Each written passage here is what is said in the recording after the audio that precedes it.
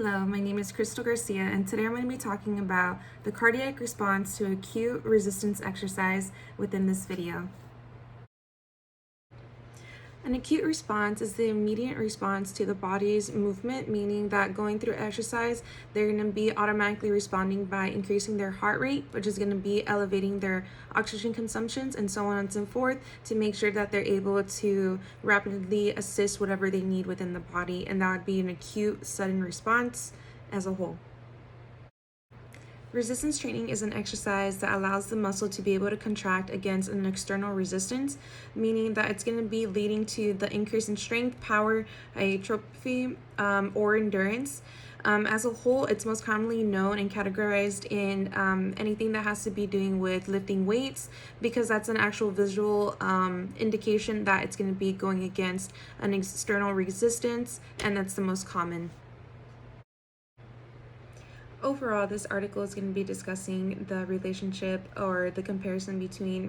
acute resistance exercise and its effects onto heart rate variability. It's going to be looking into young adults, middle-aged adults, and older adults in the healthy population, and then it's going to be comparing the results to individuals that have hypertension or fibromyalgia and seeing the comparison between the two and what has improved or decreased or remained the same.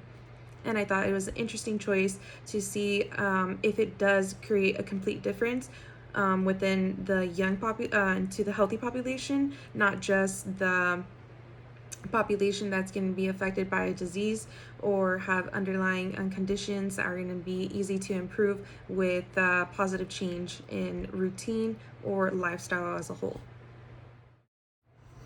In the beginning of this article, they did specify that they were going to be looking into the heart rate variability, which is just going to be the time interval between beat to beat that they were going to be measuring before and after the acute resistance exercise. And in the beginning, they also mentioned that it's going to be, they really want to see if there was going to be any kind of change or positive change within the population of young, middle-aged, and older adults that were categorized under the healthy population compared to the population that was going to have a factor of a disease or anything like that. And they knew that anybody that was in the disease category that had something, that they were going to benefit from it, but as a whole, the results ended up saying the same thing as they originally thought. They knew that the